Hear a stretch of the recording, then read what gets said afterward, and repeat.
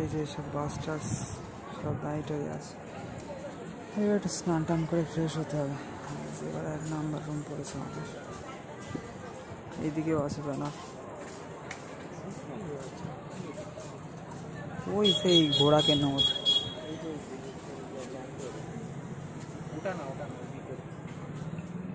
ওই সবই পোকামাকড়।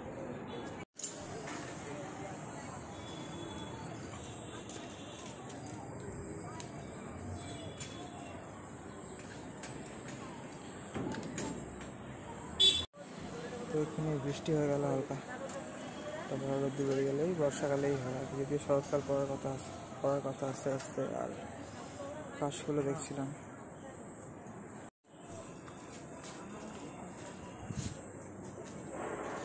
আর এখানে এখন দক্ষিণ 24 পরগনা জেলার নামে একটা মেলা চলছে। আমরা বিভিন্ন জায়গায় ভক্তদের নিয়ে আসা এখানে বন্ধুরা। ঠিক আছে,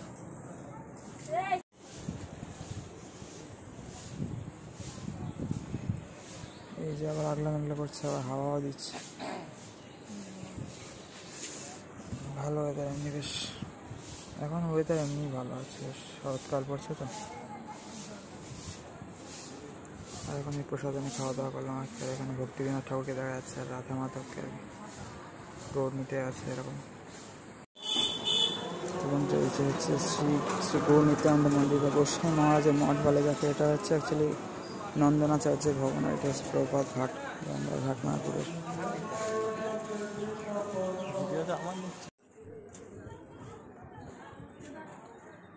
এই যে গঙ্গা মাতার মন্দির রয়েছে।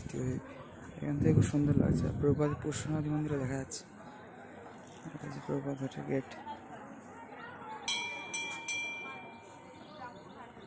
এই যে সূর্য উঠছে, এমন তো আবার টিপটিপ বৃষ্টি হয়ে গেল। এই যে গঙ্গা মাতার মন্দির, এই যে গঙ্গা। এখানে আর বেশি দেখাচ্ছি না, সব স্নান করছে আর কি।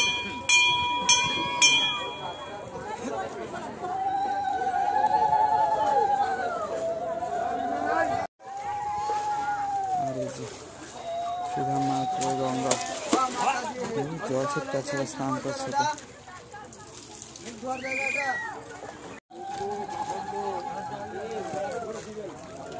কি সুন্দর গঙ্গার পতিত পাবনী মা গঙ্গার দর্শন, সুন্দর দর্শন। দেখুন প্রপাত ঘাটে সব স্নান করছে এখানে। আর এই যে বড় মন্দিরের কাজ এখানে এত দিক কমপ্লিট হয়েছে। এটা এই দিক দিয়ে আসছি যখন আপনাদের দেখিয়ে দিই। ঠিক আছে, নিত্যানন্দ মন্দির দর্শন করে আসছি এখন। তো বন্ধুরা, কালকে তো 1 দিনের রুম নিয়েছিলাম, আরও 4 দিনের নিয়ে নিলাম আগের দিনের আগেরবার মতো, মানে আরও 3 দিনের দিলে। এবার 24 তারিখ থেকে বুকিং আছে ভিতরে ভক্তদের আগে।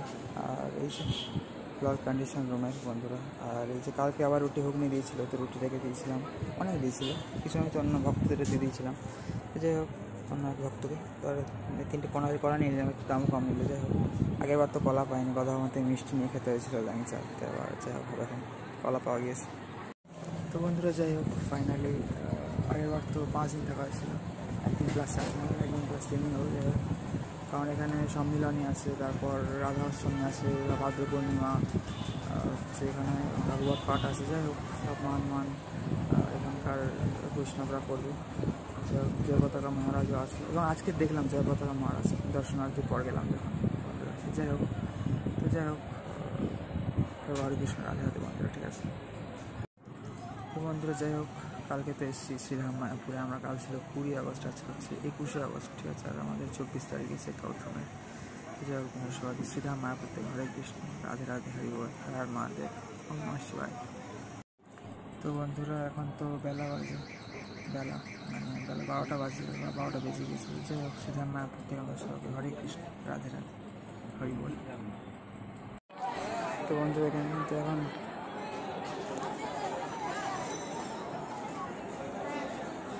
দেখতেই পাচ্ছেন যে মহামট্ট ভবনের খাওয়ার লাইন। ঠিক আছে,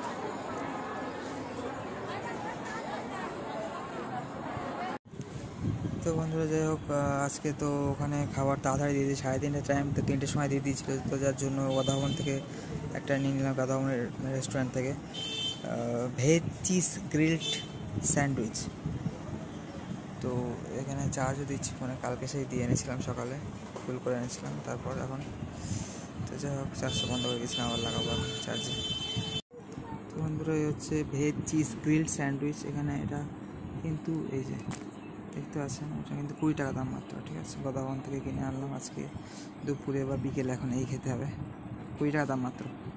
তো বন্ধুরা এখন বিকেলবেলা শ্রীকৃষ্ণ চৈতন্য মিশনে গিয়েছিলাম, তো এই দুটো বই কিনে নিয়ে আসলাম।